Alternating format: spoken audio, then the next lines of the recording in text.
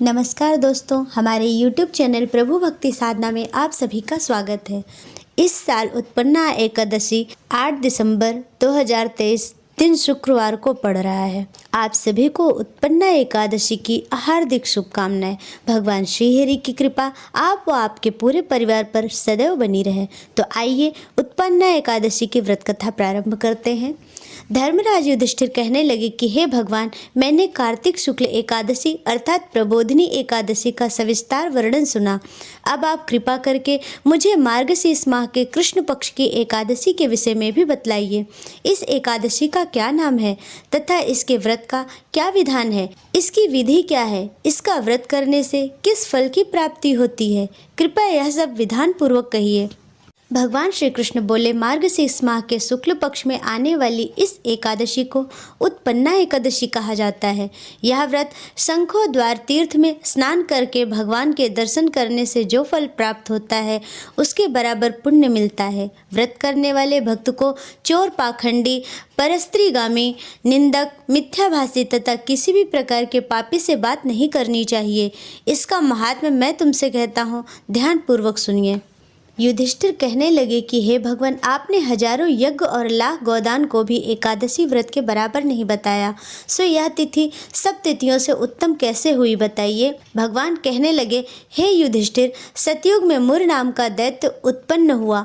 वह बड़ा बलवान और भयानक था। उस प्रचंड दैत्य ने इंद्र, आदित्य, वसु, वायु, अग्नि आदि सभी देवताओं को पराजित करके भगा दिया। तब इंद्र सहित सभी देवताओं ने भयभीत होकर भगवान शिव से सारा वृत्तांत कहा और बोले, हे कैलाशपति, मुर दैत्य से भयभीत होकर सब देवता मृत्यु लोक में फिर रहे हैं। तब भगवान शिव ने कहा, हे देवताओं, तीनों लोकों के स्वामी, भक्तों के दुखों का नाश करने वाले भगवान विष्णु की शरण में जाओ, वे ही तुम्हारे दुखों को दूर कर सकते हैं। शिव जी के ऐसे वचन सुनकर सभी देवता क्षीर सागर में पहुँचे। वहाँ भगवान को शयन करते देख हाथ जोड़कर उनकी स्तुति करने लगे कि हे देवताओं द्वारा स्तुति करने योग्य प्रभु, आपको बारंबार नमस्कार है। देवताओं की रक्षा करने वाले मधुसूदन, आपको नमस्कार है। आप हमारी रक्षा करें। दैत्यों से भयभीत होकर हम सब आपकी शरण में आए हैं। आप इस संसार के कर्ता, माता पिता, उत्पत्ति और पालन करता और संहार करने वाले हैं। सबको शांति प्रदान करने वाले हैं। आकाश और पाताल भी आप ही हैं। सबके पितामह ब्रह्मा, सूर्य, चंद्र, अग्नि, सामग्री, होम, आहुति, मंत्र, तंत्र, जप, यजमान, यज्ञ, कर्म कर्ता, भोक्ता भी आप ही हैं। आप सर्वव्यापक हैं। आपके सिवा तीनों लोकों में चर तथा अचर कुछ भी नहीं है। हे भगवान, दैत्यों ने हमको जीतकर स्वर्ग से भ्रष्ट कर दिया है और हम सब देवता इधर उधर भागे भागे फिर रहे हैं। आप उन दैत्यों से हम सब की रक्षा करें। इंद्र के ऐसे वचन सुनकर भगवान विष्णु कहने लगे कि हे इंद्र, ऐसा मायावी दैत्य कौन है जिसने सब देवताओं को जीत लिया है? उसका नाम क्या है? उसमें कितना बल है और किसके आश्रय में है तथा उसका स्थान कहाँ है? यह सब मुझसे कहो। भगवान के ऐसे वचन सुनकर इंद्र बोले, भगवान, प्राचीन समय में एक नाड़ी जंग नामक राक्षस था। उसके महापराक्रमी और लोक विख्यात मुर नाम का एक पुत्र हुआ। उसकी चंद्रावती नाम की नगरी है। उसी ने सब देवताओं को स्वर्ग से निकालकर वहां अपना अधिकार जमा लिया है। उसने इंद्र, अग्नि, वरुण, यम, वायु, ईश, चंद्रमा, नैऋत्य आदि सब स्थान पर अधिकार कर लिया है। सूर्य बनकर स्वयं ही प्रकाश करता है, स्वयं ही मेघ बन बैठा है और सबसे अजेय है। हे असुर निकंदन, उस दुष्ट को मारकर देवताओं को अजेय बनाइए। यह वचन सुनकर भगवान ने कहा, हे देवताओं, मैं शीघ्र ही उसका संहार करूंगा। तुम चंद्रावती नगरी जाओ। इस प्रकार कहकर भगवान सहित सभी देवताओं ने चंद्रावती नगरी की ओर प्रस्थान किया। उस समय जब दैत्य मुर सेना सहित युद्ध भूमि में गरज रहा था, उसकी भयानक गर्जना सुनकर सभी देवता भय के मारे चारों दिशाओं में भागने लगे।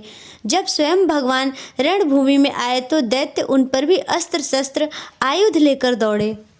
भगवान ने उन्हें सर्प के समान अपने बाणों से बींध डाला। बहुत से दैत्य मारे गए, केवल मुर बचा रहा।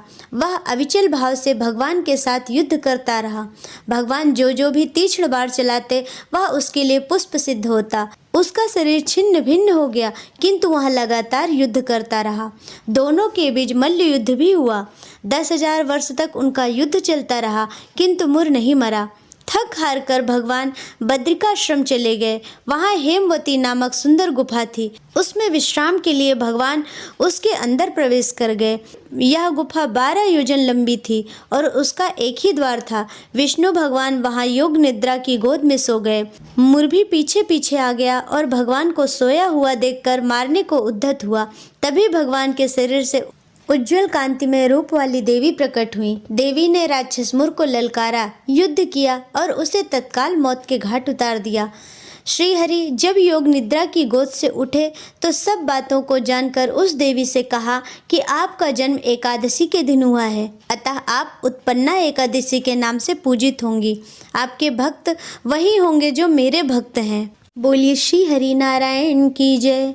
श्रीमन नारायण नारायण हरि हरि, भजमन नारायण नारायण हरि हरि।